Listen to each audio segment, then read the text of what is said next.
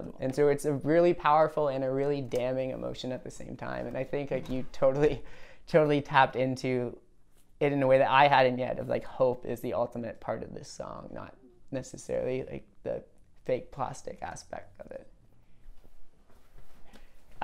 So my name is Daniel Walker, and I perform and write under the moniker Owen Meany's Batting Stance. So welcome. Even a clean mug. When I was in fourth year university, I was reading Kurt Vonnegut novel after Kurt Vonnegut novel after Kurt Vonnegut novel, and my dad told me, like, I did the exact same thing, but here's a John Irving novel, and there was a prayer for Owen Meany. And Owen is he's a 13-year-old, he's playing on a baseball team with his best friend Johnny, and he has one goal the entire season, and that's to hit a home run. But Owen is a very physically small person, and every other at-bat he's been at, he's either struck out or hit the ball that like dribbled close to the pitcher, never of any consequence. But he has this incredible mental fortitude, and in the last game of the season, it's like the 9th inning, 2 outs, winning runs are on base. He goes up to the plate, and the other team closes in, not expecting much, and Owen swings, and this time the ball like rockets off his bat, and it goes up, it goes up, it goes far back, and on the ball's way back down, it hits his best friend's mom in the head and kills her instantly, and it's also a foul ball. But in that, like, Owen did what he set out to do. He hit the ball the distance, and it had like disastrous consequences for him. So it is a reminder for me to kind of stay mindful of the things that are truly important.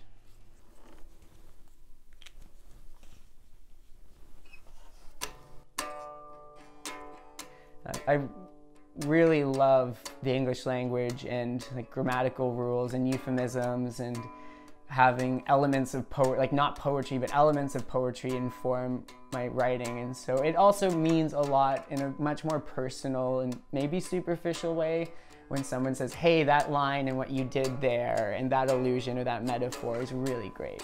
Because that's what I love about songwriting, is coming up with a way to say something that's been said before in a different way. Cool.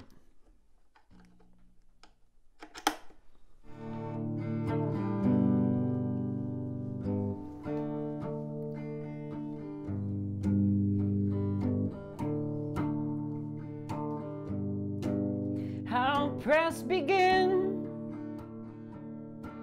with a doorbell ring.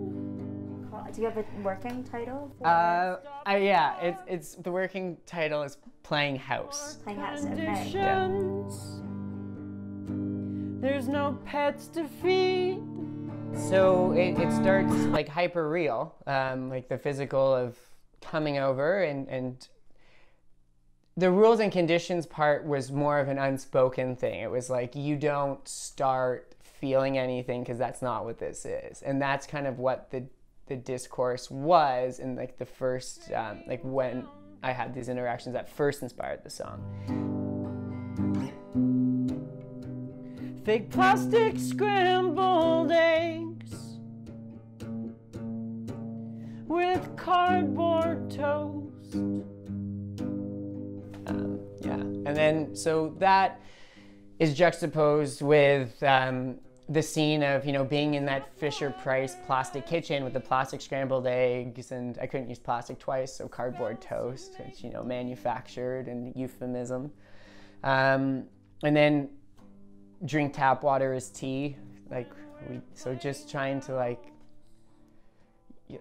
do the things in this make-believe world with that other person that fulfill you in the way that you need to be fulfilled. So like whether it's like kissing their back, you know, when they're sleeping, and like something really small that that means a lot to you, but nothing to them, and ultimately nothing overall. Yeah. Cluttered down my this song like really kind of took hold was when I realized like I have a lot of feelings for this person, and like I'm not okay in this make-believe thing, and it wasn't true. Like we've talked about it since, and it wasn't true what I inferred from like our past interaction, which gave me the impression that they weren't, you know, invested in anything more than playing house. But that really hurt, but it still like gave me hope. And the bridge that I wrote the second day is all about that kind of hope. Playing house, but you leaving your clothes here gives me hope.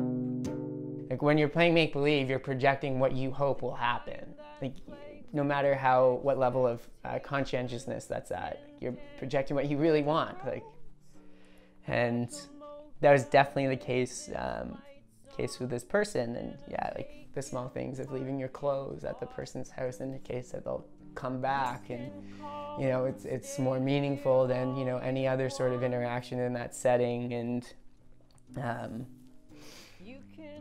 but also hope, is a dangerous thing. In Greek mythology, it's the last thing that Pandora keeps in the box, right? Because that hope keeps us distracted, and but it's still like one of the most incredible things, because it allowed Owen Meany to persevere all the bullying in his baseball season, because he had hope and mental fortitude that he was going to hit a home run.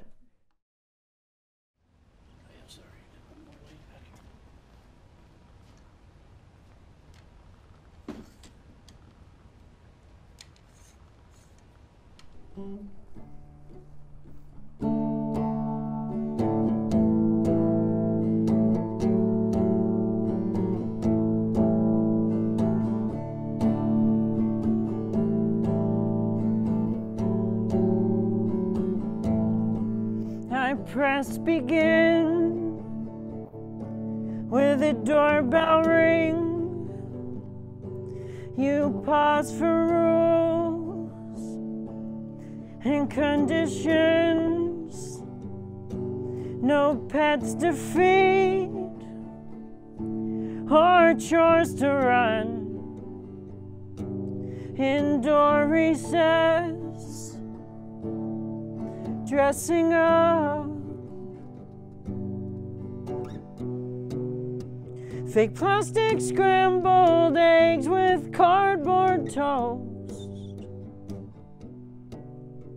Drink tap water as tea. Spouse of make-believe.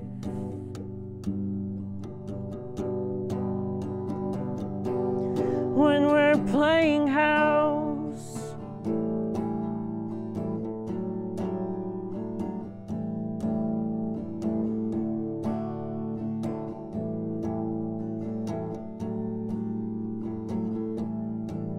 I'll sing your songs in my shower stall, clutter down my drawers, take Tylenol, 'cause the past 2 nights took us where you went, and I'd lag behind, you'd go get ahead. Fake plastic scrambled eggs and cardboard toast. Drink tap water as tea.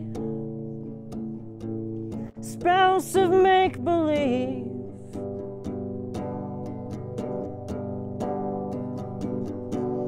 When we're playing house.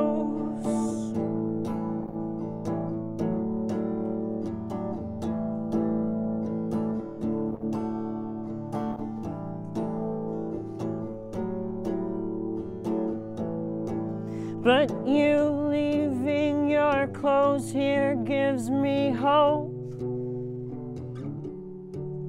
The kind that plagues with expectations in Pandora's rose, like a motel with its lights on and a vacant parking lot.